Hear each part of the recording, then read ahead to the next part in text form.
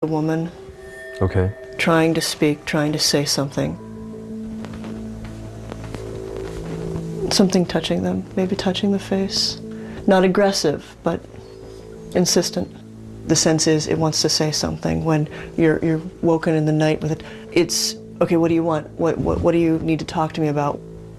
It's just sort of, hey, hey, hey. Mm-hmm. Director's log. To further open Michelle up to the phenomena, we will be trying the Gansfeld experiment, a device we've used during previous cases. Okay, Michelle, can you hear me? I can hear you just fine. Okay, cool.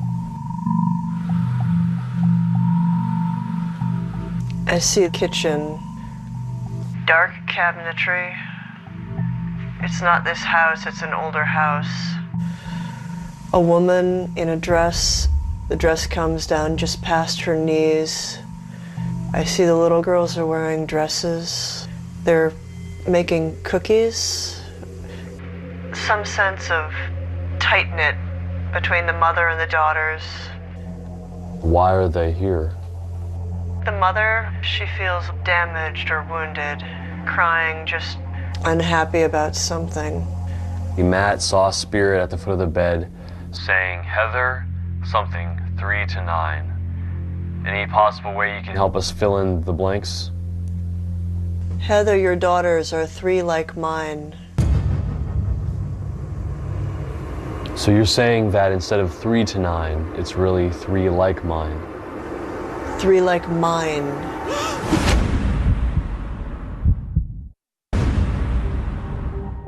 Any possible way you can help us fill in the blanks? Heather, your daughters are 3 like mine. So you're saying that instead of 3 to 9, it's really 3 like mine? 3 like mine.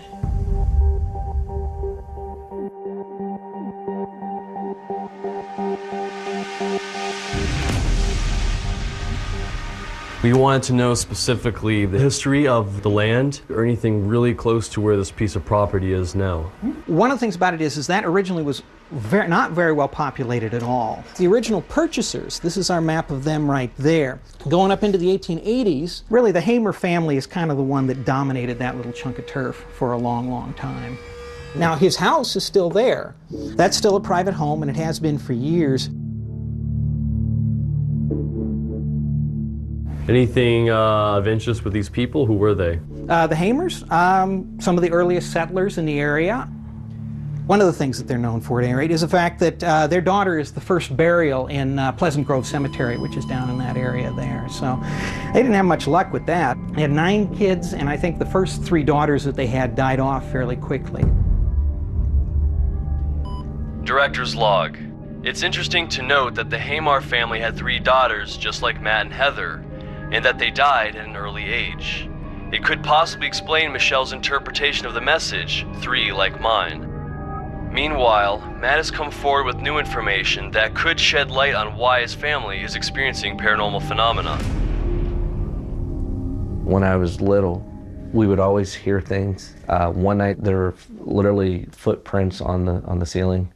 My parents actually gave up the home because it was kind of active, and they were just scared about us, and the house actually got tore down. So how old were you when you were having these experiences? I would say probably up until about 3rd grade, if that helps. Fast forward 25 years later, and now you're having experiences here again. Would you say this is on a lesser scale? I think it scares me more because it's bothering my children. It is significant learning that the father had an experience. It shouldn't shock anybody. I mean, these things run in family lines. Correct. I think that's possible, that he's fearful that the past is going to kind of repeat itself here. He's also looking at sensitivity as a curse rather than a gift, because it was so bad for him when he experienced his haunting. For tonight's Dead Time, we're going to attempt to pick up on a spiritual presence in the home using motion laser technology. So this is the laser experiment, right? Yeah.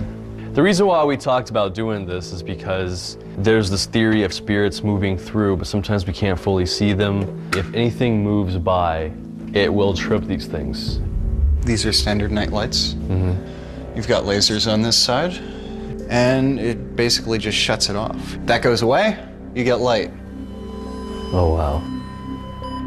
Director's note, we're filling up the hallway with smoke to keep the lasers illuminated and putting up sheets of plastic to keep the smoke from escaping.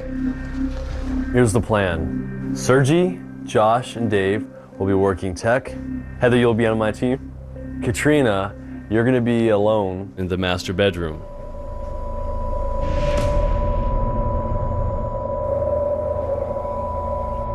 So Heather asked for us to come here to speak with you. So here we are. And now we're wanting to see if maybe you can communicate with us. I'm speaking to whoever is here in this house. Why don't you tell us what your name is? If you're able to hear us, can you please give us a sign of your presence? I'm gonna ask you some questions. I want you to knock for us. Once for yes, like this. Twice for no.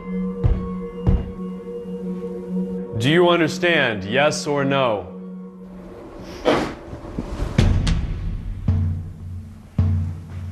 Are you a female, yes or no? Did you hear that? Yes. Or like a light ding somewhere. Oh, the light went off. Hey, we have movement in In the hallway. Okay. This is the second time since I've been in here where I felt like something was right there or here. So are you here? Whoa. Yeah. It's kind of weird. Yeah. It dimmed a little bit, now it just got brighter. If that's you in the hallway making some movement, come a little bit closer. Another one just went on. And I even thought I saw a shadow. Be careful, man.